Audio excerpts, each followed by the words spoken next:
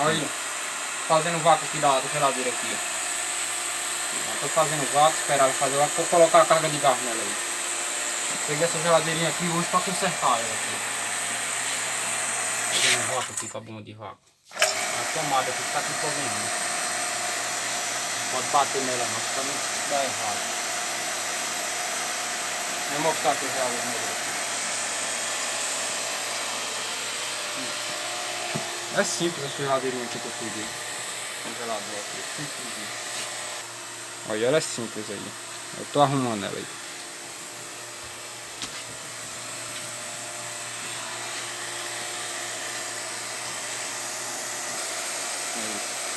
Aqui fazendo vácuo, daqui a pouco eu dou a carga de gás. Vou dar quente, sei lá. Olha, terminando aqui, vamos parar aqui, dar o vácuo.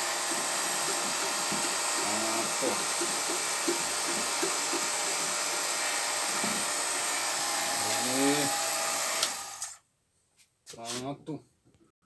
Já dei o vácuo aqui, agora eu vou colocar o gás agora. Eu fiz o vácuo, vou colocar o gás. O bom de vácuo tá ali, olha essa ferramentinha aí, eu mexi. A gente trabalhar com geladeira. Mexo com geladeira também. Filmando.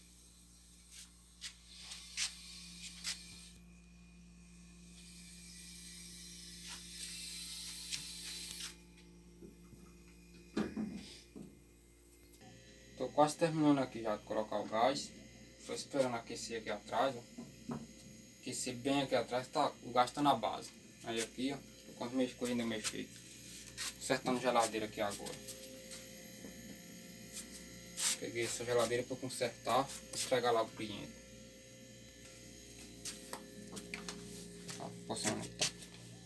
Aqui, ó, vou mostrar pra vocês aqui. Ó, já tá gelando já. Tô com a mão, já tem uma camadinha já de gelo aqui, de uma nevinha. Tá bastante frio aqui já. Pronto, aí. Já coloquei o gás nessa geladeirinha. Já terminei de colocar o gás dela. Aí, vem dar uma olhadinha aqui, ó. Tá gelando, tá? Com sucesso aí. Tá bom tudo, a camadinha de gelo. Ó. É? Tá bom todo aqui. Essa já tá pronta. Vem cá.